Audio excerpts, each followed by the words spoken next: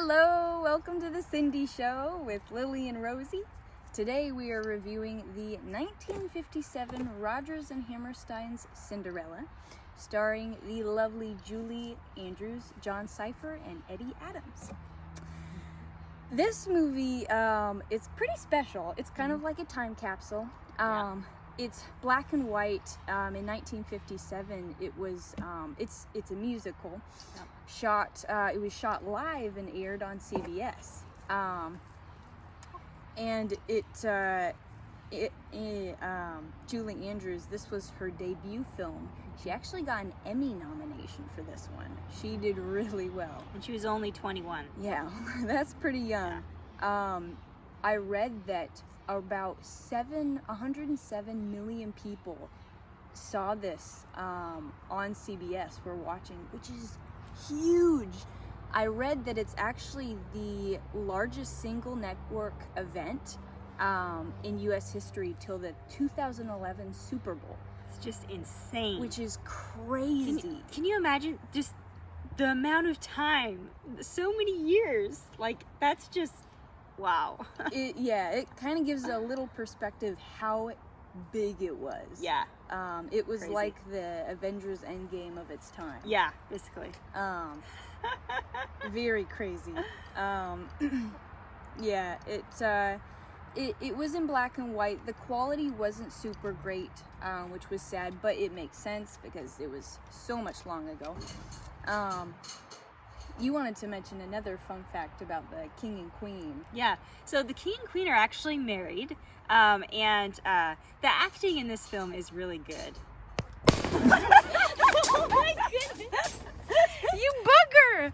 The chicken knocked over here. 1 second. It's okay. I can cut and. It's okay. It's okay. All right, we're back. The chicken knocked over the phone. All right. Anyway, yeah, so really good acting in this movie.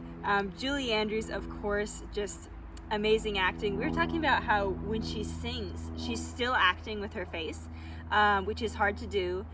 So yeah, the king and queen were married in real life.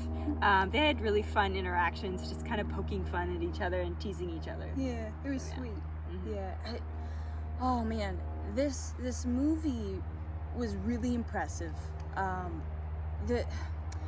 Having these musical numbers and moving around, remembering all the choreography, and acting with your face while singing, while moving or dancing.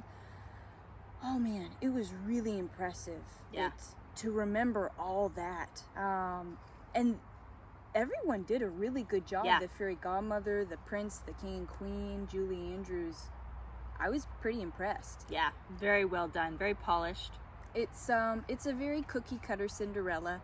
Of course, Rodgers and Hammerstein, so they have their own musical numbers. It doesn't stray a lot from your kind of traditional Cinderella story, other than the fact that it doesn't have animals, or many animals in this one. Yeah.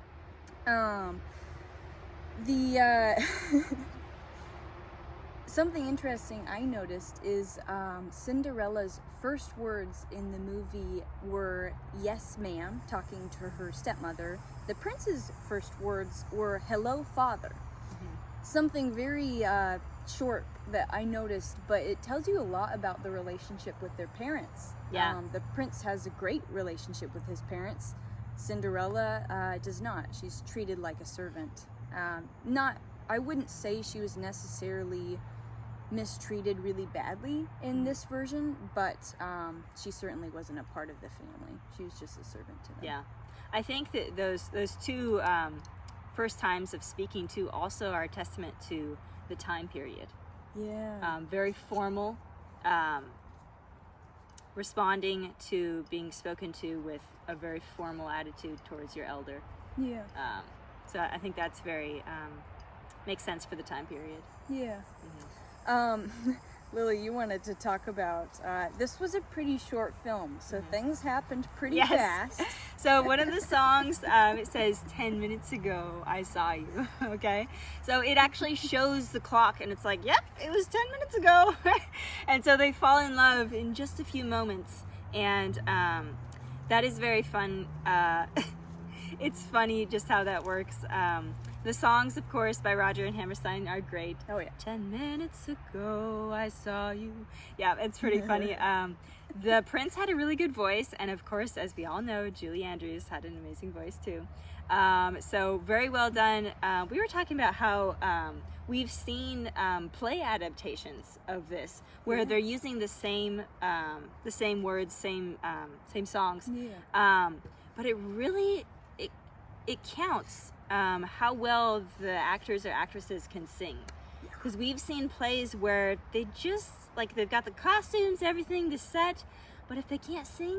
Yeah, fairly recently we saw a Rodgers and Hammerstein's musical. Yikes. It made me really appreciate we hadn't seen this movie yet. Yeah. We just seen the 1997 Rodgers and Hammerstein Cinderella, Yeah. which we both adore. Yeah. This one also really made me appreciate that movie. Yeah. Because good singing and good acting, oh man. It means everything. Yeah, yeah. So, and we loved the singing in this one was really good, but in the 1997 version, it is in color and everything, and things are just dramatized a bit more and stuff, and they get a really good cast for that movie too, with Whitney Houston and Brandy, and so Yeah, the fairy godmother in this one, Eddie Adams, I liked where she was going at the start of the film.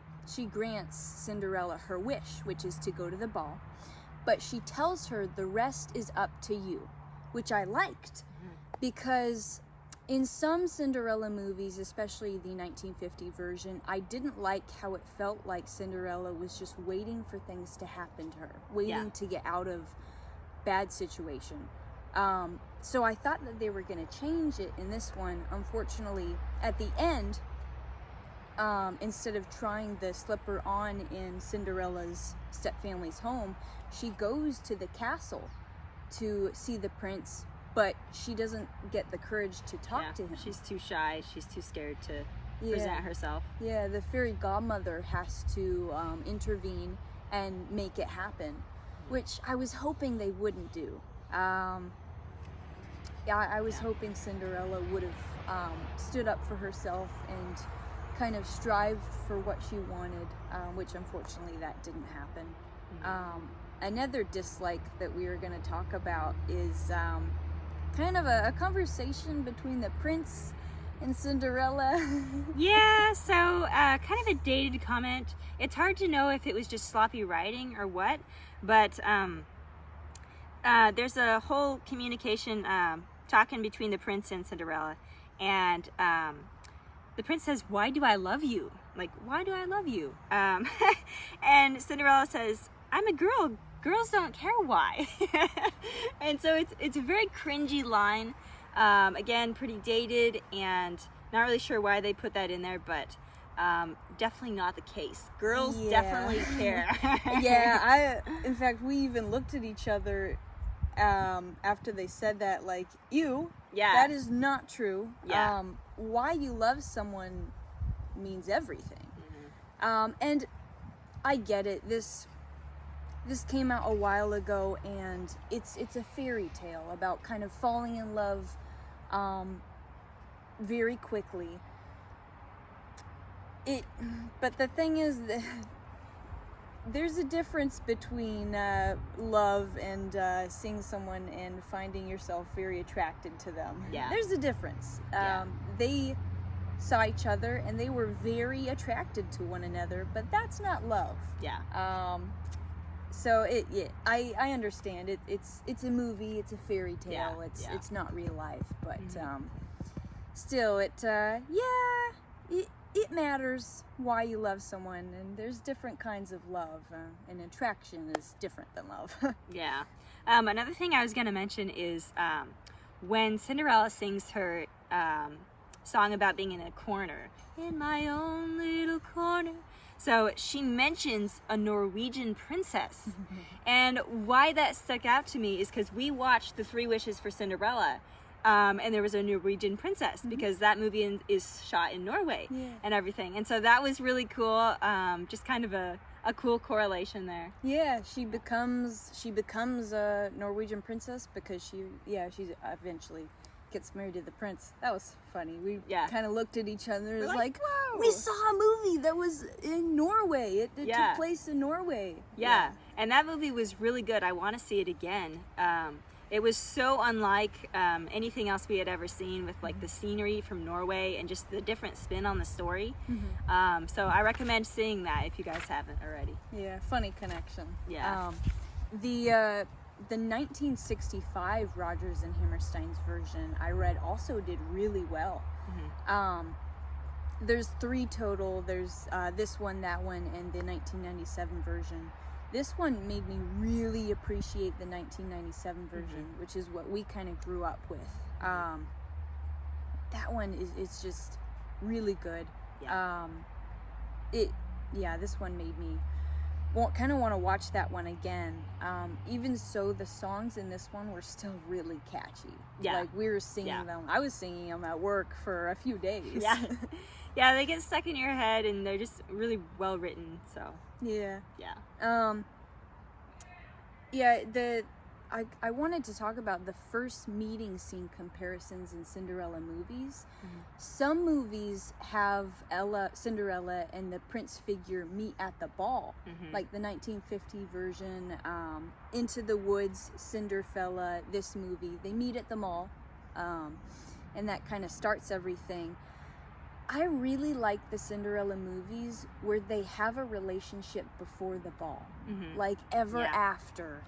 The 2015 version, they meet in the forest and have a connection there. It makes it more believable, and it makes it more understandable that maybe they would fall in love. It makes it more likely. Because, the love at first sight whole thing, it's not real. There's attraction at first sight, but meeting someone and dancing with them and falling in love with them in a matter of 25 minutes, that doesn't happen in real life. So I really appreciate the Cinderella movies like Ever After, where the whole movie, the movie is them interacting, and they do go to a ball, but that's at the end. Same with Ella Enchanted. The ball's at the end, and they've had so much interaction and enough time to build this foundation the for character development. Like in the 1950 animated Cinderella, no character development there. It's just like, okay, and the prince himself only said a few words. There's no relationship. It's just bam, we're in love. We're getting married. He was in so few scenes. You didn't know anything about him. The story was barely even about him. So that's a little something that even the 2004 Cinderella story, they meet for the first time at the ball, but they've been chatting online for quite some time, getting to know one another. So I appreciate building the relationship. It just means more. Yeah. So what were we gonna rate this? So we were gonna rate this one a 5. We liked it. I don't think I need to see it again, at least not for quite some time. The quality, unfortunately, was pretty low. It was in black and white, but I really appreciate what it was for the time that it was. So 5. It's a good time capsule. I'm glad that we're reviewing this. It needs to be added in the mix of diverse Cinderella movies that have happened over the years. And it's such it's such a cornerstone for Cinderella. And Julie Andrews, I like her in everything she's in. The Sound of Music. I'm blanking on anything else. Did she do My Fair Lady? I think she did a play of My Fair Lady. Mary Poppins. Mary Poppins. She's amazing. Yeah, she's very good. We love you, Julie Andrews. We're big fans. All right, I think that's it. That closes that up. Thanks for watching, guys. Yeah, like, comment, and subscribe, and let us know what Cinderella movie adaptation you would like us to review next. All right. Bye. Bye.